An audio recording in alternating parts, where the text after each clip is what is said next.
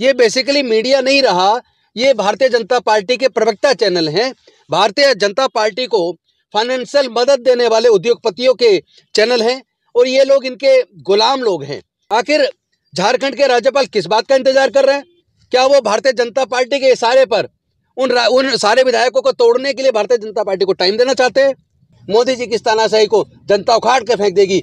ये ईवीएम से जीतने वाली सरकार, ये दलित विरोधी सरकार है, ये आदिवासी विरोधी सरकार है, ये महिला विरोधी सरकार है, ये अल्पसंख्यक विरोधी सरकार है, ये पिछड़ा विरोधी सरकार है, ये किसान विरोधी सरकार है, ये मजदूर विरोधी सरकार है, ये गरीबों के विरोध वाली सरकार है जो केवल ईवीएम से जीतती है।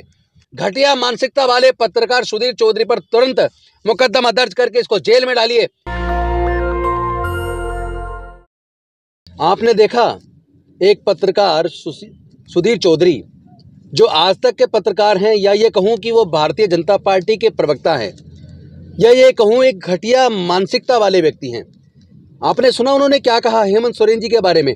उन्होंने कहा कि हेमंत सोरेन जिस तरह अब से 20-30 साल पहले एक आदिवासी की तरह जंगलों में रहते थे, उसे उसी तरह रहना चाहिए, उसको लग्जरी लाइफ नहीं मिलनी चाहिए। यानी कितनी घटिया मानसिकता है इन लोगों की आदिवासियों के बारे में।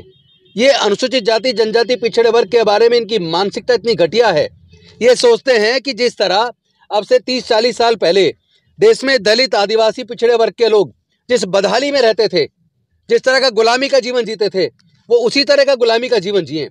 और दूसरी तरफ खुलेआम ये पत्रकार नहीं बल्कि बीजेपी के प्रवक्ता इन नकली टीवी चैनलों पर बैठकर, चाहे वो आज तक का चैनल हो चाहे दूसरे, चूंकि ये मुख्य मीडिया जो अपने आप को क्लेम करता है, ये बेसिकली मीडिया नहीं रहा, ये भारतीय जनता पार्टी के प्रवक्ता चैनल हैं।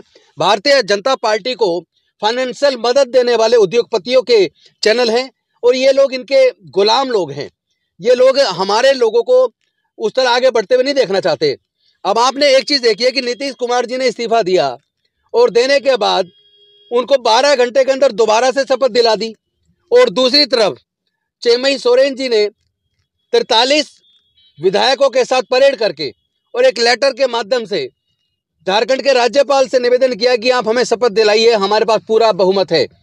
लेकिन 2 दिन से ज़्यादा हो गए, आखिर झारखंड के राज्यपाल किस बात का इंतजार कर रहे हैं? क्या वो भारतीय जनता पार्टी के इशारे पर उन सारे विधायकों को तोड़ने के लिए भारतीय जनता पार्टी को टाइम देना चाहते हैं? क्यों सोरेन जी को बुलाकर उनका शपथ ग्रहण क्यों नहीं करवा रहे हैं? आपने देखा चंडीगढ़ के अंदर मेयर का चुनाव होना था, 20 वोट कांग्रेस और आम आदमी पार्टी गठबंधन के पास थे और बीजेपी के पास केवल 16 वोट थे। आम आदमी पार्टी और कांग्रेस का मेयर बनना था, लेकिन जिस तरीके से एक बीजेपी के कार्यकर्ता को प्रेजाइडिंग ऑफिसर बनाकर 8 वोट आम आदमी पार्टी की उन्होंने इनवैलिड कर दी और मेयर बीजेपी का बना लिया, ये कब तक चलेगा? ये धोखाधड़ी, ये प्रजातंत्र को खत्म कर रहे हैं। ये लोग मानवता के दुश्मन हैं, ये लोग लोकतंत्र के दुश्मन हैं, ये लोग संविधान के दुश्मन हैं। ऐसे लोगों को जवाब देना पड़ेगा। और आज उसके खिलाफ जब दिल्ली के अंदर बीजेपी मुख्यालय पर प्रदर्शन हो रहा है, दोनों राज्यों के मुख्यमंत्री, पंजाब के भी और दिल्ली के, उसमें शामिल हो रहे हैं, सारे विधायक शामिल हो रहे हैं, सारे कार्यकर्ता शामिल हो रहे हैं, उनकी बसों को रोका जा रहा है, उनको गिरफ्तार किया जा रहा है, उनको डिटेन करके रखा जा रहा है। आखिर ये प्रजातंत्र को क्यों रोक रहे हैं? क्या जनता को अधिकार नहीं है संवैधानिक तरीके से इकट्ठा होकर अपनी आवाज को बुलंद करने का? आखिर कब तक चलेगा? ये लोकतंत्र की हत्या देश के लोग स्वीकार नहीं करेंगे। मोदी जी की इस तानाशाही को जनता उखाड़ के फेंक देगी। लेकिन मैं निवेदन करता हूं, आप शांतिप्रिय तरीके से, संवैधानिक तरीके से अपनी आवाज रखिए, सड़कों पे उतरिए और अपनी आवाज को बुलंद कीजिए। और मैं तमाम देशवासियों से निवेदन करता हूं, ये ईवीएम से जीतने वाली सरकार, ये दलित विरोधी सरकार है, ये आदिवासी विरोधी सरकार है, ये महिला विरोधी सरकार है, ये अल्पसंख्यक विरोधी सरकार है, ये पिछड़ा विरोधी सरकार है, ये किसान विरोधी सरकार है, ये मजदूर विरोधी सरकार है, ये गरीबों के विरोध वाली सरकार है जो केवल ईवीएम से जीतती है। इन लोगों को जवाब देने का समय आ गया है, सड़क पर उतरने का समय आ गया है। संवैधानिक तरीके से, प्रजातांत्रिक तरीके से सबको सड़क पर उतरकर इस सरकार का जवाब देना होगा। और एक और मैं मांग करता हूं कि इस घटिया मानसिकता वाले पत्रकार सुधीर चौधरी पर तुरंत मुकदमा दर्ज करके इसको जेल में डालिए। इसकी जगह जेल के अंदर है। ये वही है ना जो ब्लैकमेलिंग के आरोप में जिसने पैसे लिए थे, जो जेल गया था और ये दूसरों को सीख दे रहा है। ऐसे लोगों की जगह जेल में है। मैं समस्त देशवासियों से निवेदन करूंगा, इसके ऊपर जितना ज़्यादा हो सके उतना ट्वीट कीजिए, उतना ज़्यादा फेसबुक पे डालिए और इस जातिवादी सरकार के खिलाफ न्यायिक तरीके से, संवैधानिक तरीके से अपनी आवाज बुलंद कीजिए।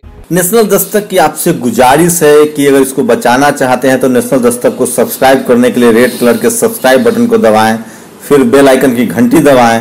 नेशनल दस्तक को बचाने के लिए बहुत जरूरी है कि हर खबर को शेयर करें, लाइक करें, कमेंट जरूर करें।